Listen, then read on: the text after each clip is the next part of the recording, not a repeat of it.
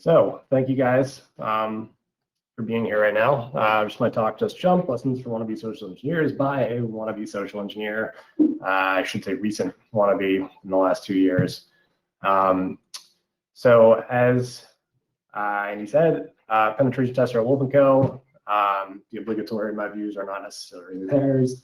Again, newer social engineer, jsark983 on Twitter, first time speaker at layer 8, second year at layer 8, and for as long as I will be coming to layer 8, it sucks that I always will have to know that I missed the first year, unfortunately. So, oh well. Okay, why listen to this? Does social engineering scare you? I know it did me, still does. You're lying if you say, if anybody that tells you they're not scared, even to this day, after been doing it for 10 years, is lying to you. Are you interested but not sure how to pave a path? Not sure which skills are relevant? USC and want more info? Or you're bored and this sounded interesting? All possibilities. Common misconceptions and falsehoods about social engineering. They are onto you. Everybody assumes they're caught before they're caught, right? And this is something you kind of build out over time. This is understanding that it's not as bad as you think. Nobody, when you walk in the front door, unless you're just screaming, call the police, thinks that you're a bad guy or a girl, right? Nobody does. So understand that you have more room than you think you do when you walk in that door and you take your first deep breath and start your pretext. There's only one path for learning. Not true, right? There are many different things you can learn with an SE, right? You can end up on a red team, just be a social engineer, be really good at fishing, right? Or really good at physicals, or really good at door bypass tools. Like, you can start from any one of those points and just kind of learn as you go. That getting caught is a bad thing. You want to get caught, right? I know it sounds like counterintuitive, but you want to get caught. It's how you know that the client is doing what they're supposed to be doing. And if it's a multi-year client and they're getting better year over year, then that's great for everybody. You're helping them, and they're getting more secure, right? Jason Street, famous social engineer, he's big on this concept. I think you should be too. That you need to be uber technical, right? Not necessarily the case, but it does help, right? You're a more dynamic tester, right? If not only can you get in the front door, bypass the receptionist, get to where you're supposed to go, maybe the server room, right? And also know how to then plug some type of device into that, get a connection back to your team, back at the office or wherever they are, establish command and control, things like that, right? Understanding how that stuff works makes you more dynamic. It's going to give you more opportunities. The bigger the org, the harder or scarier the job. I know this also probably sounds counterintuitive, but I think I am more scared to walk into like a small bank branch and think it's going to be harder than I do like with like a giant like back office location with like 300-400 employees on a massive campus, right? There's so many more entry points. There's so many different options, right, to elude security on like a massive space than just like walking in the one front door to a bank branch where you're immediately going to be staring 3 tellers in the face and a manager at a desk. So, okay, your sweet skills. So let's talk about things that you probably are already good at and you just don't realize that will help you as you grow in social engineering or as you're thinking about getting into social engineering. Can you make people laugh, right? It's immediately disarming in a situation that is getting a little bit awkward, right? So if you think you might have tipped somebody off, or you may be going down a wrong path with someone and you're starting to think like maybe this isn't going well, can you crack a joke? Can you be relatable in that way? Kind of tone down the situation. Are you good at engaging people in conversation? Like, not even when somebody starts with you, I mean, like, can you just start talking to somebody about something and keep it going, right? If you're good at that, huge skill. And it's always something you can work on. Can you look more or less approachable when you need to? Do you work well under pressure? That's a biggie. If you're good at that, you're halfway there. Can you appear confident when necessary or weak when necessary, right? Sometimes you want to put somebody off. Sometimes you want to look approachable. Like, I mean, you just got to feel all that stuff out. And sooner or later, it will kind of come naturally. Probably have some of these skills. Haven't consciously put them to use yet. But trust me, they're all extremely important. And if you don't have them, you can always work on them. So getting started, right? Regardless of your experience level, let's talk about some things that are kind of broadly applicable to everybody. Getting comfortable talking to people, like I said, smile at strangers, strike up a conversation in a cafe. Maybe not right now, but as things start to open up, you can work on these things. Get outside of your friend group, right? I mean, it's easy to talk to the people you know. I mean, you're not necessarily learning anything there. So, start interacting with people you don't know, and you'll start to, understand, like, when you're not expecting a certain comment or certain question, like how can you adapt to that scenario, that conversation with that person, whether it's getting weird or whether it's going great or whatever. It'll give you more to work with in the field. Try harmless influence techniques. This is one of my favorite things to talk about. Chris Voss used to be lead FBI negotiator for hostage crises, right? He has a book called Never Split the Difference, and he talks about techniques like labeling, mirroring, things like that. So mirroring is like, somebody says to you, oh, I'm sorry, like, I'm having a really hard time getting this report into you by Friday. And you say something back to them like, I'm having a hard time getting the report to me by Friday, right? And it's like inquisitive, like you get them to start talking more, you get more information out of them. Like, yeah, I really, I'm having a hard time at home. Having a hard time at home, right? Start opening up more, right? So that's mirroring. Labeling, right? Somebody's talking to you, like you can kind of go from the mirroring to the labeling and say, kind of putting a label on what that person's feeling, and it immediately makes them feel super understood and valued, right? So labeling would be, they say, I'm having a hard time at home with the kids. You say back to them, sounds like your work-life balance is tough, something like that, and then they keep opening up more. So influence, building rapport, it's a great book. I think I have a list at the end, but he has a lot of great techniques for social engineers and broadly people in general. Business, doesn't matter what it is. Books, podcasts, Twitter, right? There's a ton of stuff out there. OSINT Curious, the Social Engineer podcast, Privacy, Security, and OSINT Show, Layer 8 podcast, right? There's a lot of stuff out there. Internships. You're not going to knock on Rapid7's door right now if you're new and say, yeah, I'd like a job as a social engineer. Right? Probably going to look at you a little weird, ask about your experience, and if you don't have any, it's going to be tough. That's wrong with an internship. You're never too old, in my opinion. Once you have some practice, blogging, LinkedIn posts, Twitter, you just start putting your knowledge out there with the world. You'd be surprised how fast your following grows, how fast you learn about new things that are out there for you to learn and grow at, like new techniques, new skills, new books, all kinds of stuff is out there. Just engage. What if you already have a job in InfoSec but not SE? Does your company have an SE team? Ask to help them. There's a lot of things you can do to help them. Can you help with OSINT, open source intelligence gathering? I mean, that's not always the sexiest part of doing like a physical social engagement. So start there, right? Not to say that OSINT isn't sexy, but can you help with logistics, right? There's a lot of documentation and planning that goes into a physical engagement. Can you help do that, right? Can you be a point of contact for a fake get out of jail free letter, which we'll talk more about in a sec.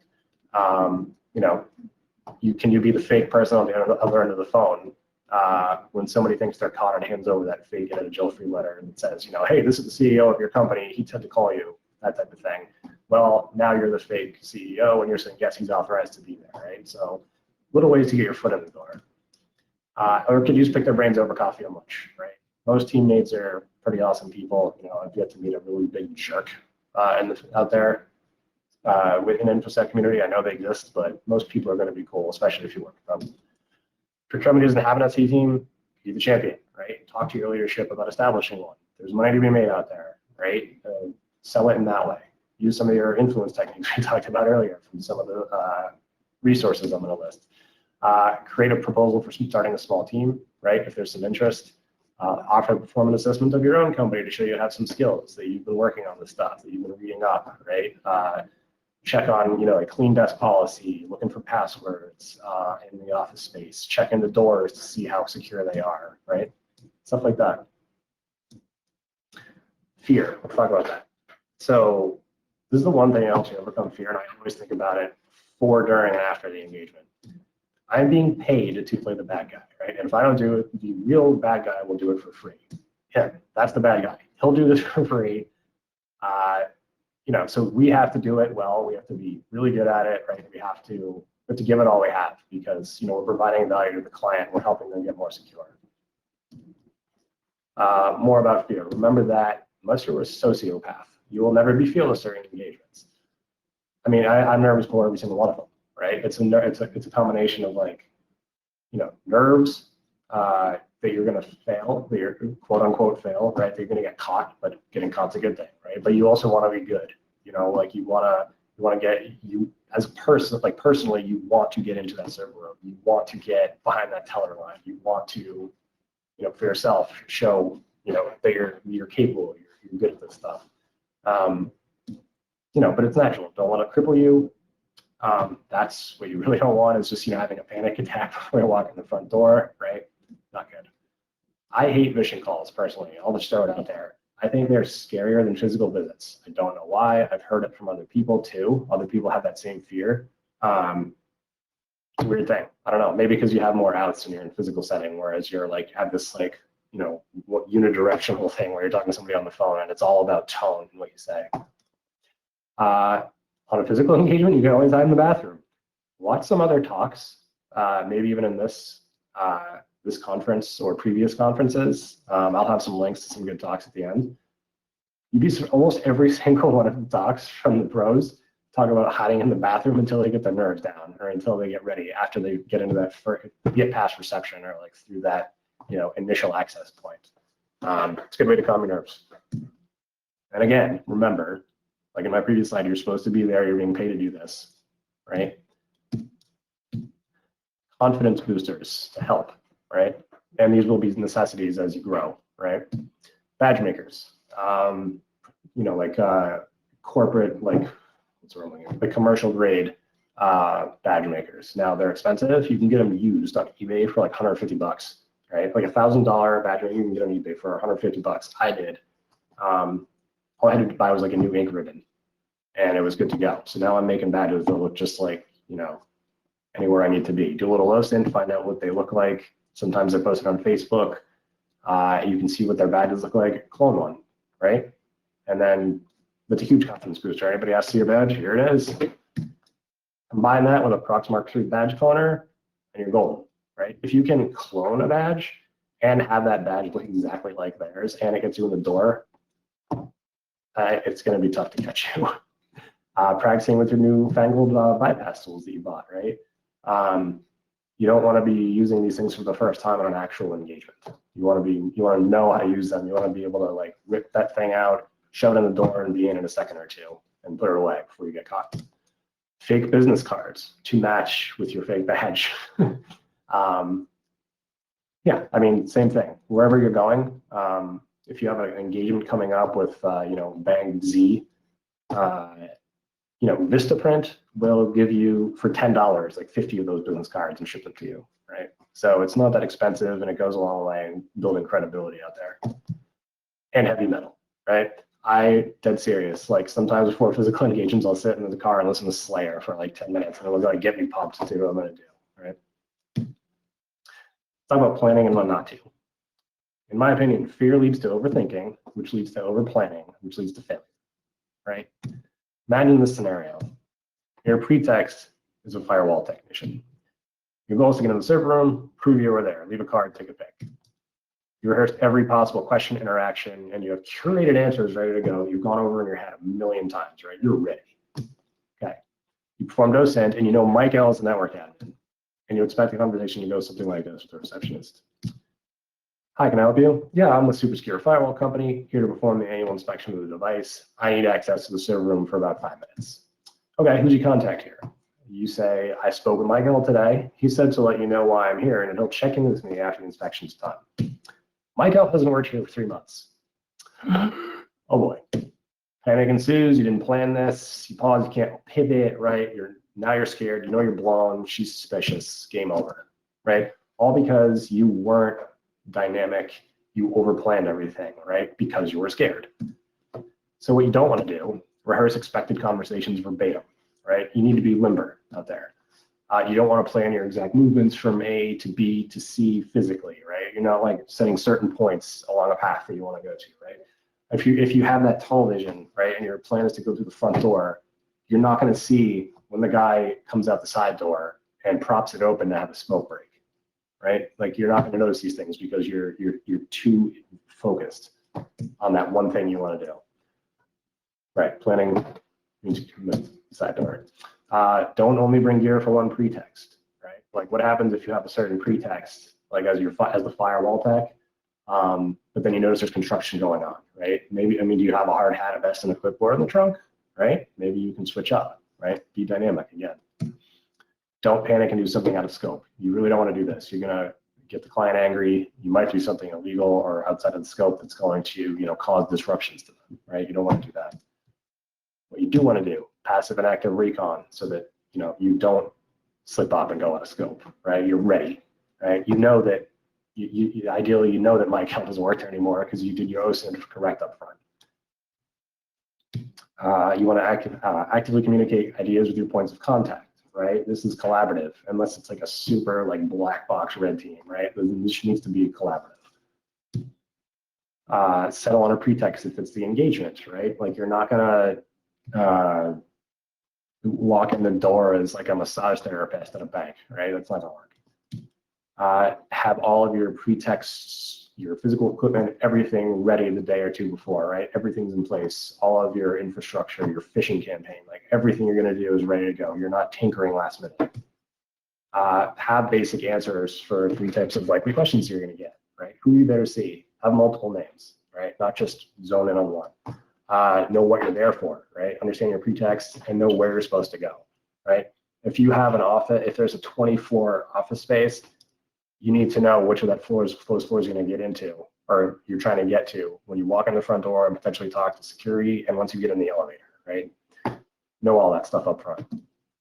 And mentally preload your pretext. Don't plan everything, right? But know who you are, who you're supposed to be, what your mannerisms might be like, what kinds of things you might say. And have your get out of jail free letters ready. Engagement dependent, what you want to bring. Real get out of jail free letter, a fake get out of jail free letter. We talked about that a little before. It's the one that you give when you're about to be blown. That's your last hope to kind of like stay in the game. And then the real one is like, okay, you've got me, engagement over. Please call this person and don't call the cops. Cigarettes, smoke breaks, good to have and hand out, right? Be that guy. High-vis vest, construction, door shims, call spoofing app to make your number look like it's coming from somewhere else, maybe a trusted internal number. Phishing tools, GUI-based, right? These are good ones, Lucy Go Fish, just playing out there. And pizza. Who isn't going to hold the door for the pizza guy? There's plenty of stories out there about people getting in the door with pizza constantly. Business cards, real and fake, bring those. Do not bring this. I know, funny, but I'm serious. Like, not engagement dependent. Do not bring any weapons, right? No weapons. Don't bring those. Don't bring excess gear, right? Any illegal tools in your state, sometimes lockpicks or other types of bypass devices, you can't bring them. You can't have them like in that state. That's literally against the law. It doesn't matter what the client says. Staying safe. Are you very clear on your scope, right? If you spoke to the client, do you know exactly what you can and cannot do? Do you have multiple copies of your get out of jail free letters, right? Have you double check that you have multiple points of contact available during testing should something go sideways? Are there security guards? Are they armed? Right? That changes everything. Like you need to make sure that you're doing that up front. Make sure you understand that. If the building is managed, does the building management know that you're coming? Right? If they have no idea you're supposed to be there and they catch you, they don't care what your get out of jail free letter says. They might not know the people on it. They're just going to call the cops. And if you're blown, do not run, especially from the cops. If you're running from just a security guard, I mean, now your face is going to be plastered all over that security booth. So if you do try to come back and get back in, it's not going to happen. And if it's the cops, then you're probably going to get arrested and you're going to show that you're likely guilty of something. That's what they're going to think. More learning. I know I blew through that. Slides will be available, but I wanted to leave time for questions. There's plenty of stuff here. Conferences and events you can attend. Who to follow on Twitter, Tinker, Snell, lots of really good people there. They have a ton of great talks. Yeah, Tinker Sack, Deviant, all Jason Street, Brent White, Joe Gray, all awesome. There's that, Chris Voss has a book and a masterclass. If you have a masterclass subscription, it's really, really good. It distills the book down to like some really cool, like basic points. Some books out there, good stuff. And it's question time. Thank you all very much. This is a lot of fun. I love doing this talk, second time I've done it. So thank you guys. Thanks for coming. All right. Any questions? If you've got questions, go ahead and post them in the Discord channel, and Joe will address them there and here for the next few minutes. Cool. Track 2, or 3, I'm sorry.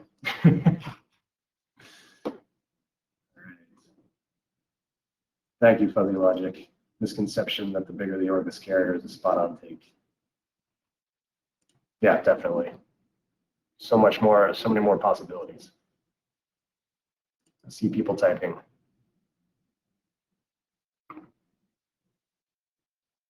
Thank you, Omega. I appreciate it. I was blowing through it. Sorry if I went too fast. Ideas on how to practice from Sean. Who's Sean? I don't know Sean. So to practice, honestly, in the slides, once you can actually get back outside and go to cafes and stuff, like practice building rapport with people that you don't know, having those conversations, right? Like strike up a conversation about someone's dog, see where that leads, right? Try those, subtle influence techniques, to build rapport with people. Like I was talking about crisscross labeling, mirroring, things like that. And honestly, like you can't just, get that job and then immediately practice as like, okay, you're the first day you're going to go try to get into this bank, right? It's hard to get that hands-on practice without breaking the law. It's one of those things that just kind of, like I said, start small, work your way up, right? Read those books, practice those with those tools, show the team that you're on that you're getting there, you're ready, and then sooner or later they're going to give you that first chance, right? And depending on how you do, they'll have feedback for you, and then you kind of build from there, right? I mean, you can't, like I said, you can't just walk into a bank and try to get behind the teller line with no company behind you, no engagement letter. So it's, just jump, right? Game of talk. Thank you, Veston. Great talk. Close call you learned and the lesson you can share with us. All right. I had a close call a few months ago where I was in a branch for a bank, small branch. I walk in the door and the manager's got sniper eyes on me already. And she starts getting agitated. She's like, who are you here to see? And I can tell that she's like already, like she's been tipped off by somebody else already. Told her who I was. She wasn't having any of it. And, I said, okay, let me check, with my contacts, there's something not right here. I know I'm supposed to be here, but, I'll get back to you. I walk out the door. I get called by their manager or her manager back at the back office. And he's like, where are you? And I told him, I'm like, I'm in the parking lot. He's like, well, she's about to call the cops. So if I were you, I'd leave. So that was one of the closest calls I've had. I don't have any of these like crazy stories like some of these guys do. Again, I've only been doing this for a couple of years, but that's one that comes to mind. That was a little scary. Let's see here. There's a lot of questions here. Wow. Typical goals you have during what are the typical goals you have during a pen test, physical pen test, like the Archer? So that's all engagement dependent, and it depends on what the client wants, right? Some of them will say, get in the front door, try to get into the server room, right? Get access to that, and then stop there, right? Or maybe they'll say, get in there, and then as long as you don't break anything, do whatever you want. We want to see how far you can take this. Can you plug something into our server rack and get a connection back to like a command and control infrastructure, right? That'll be something they want. And then they might say, okay, now what can you do, right? So it's all client dependent. Stealing documents, right? Getting access to disaster recovery sites. That was something I did recently.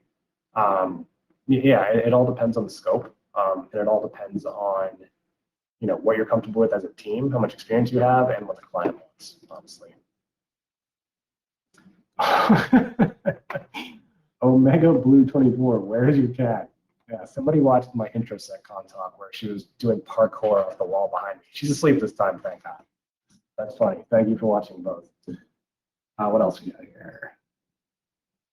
I think my time's just about up, but I will continue to answer questions in Discord.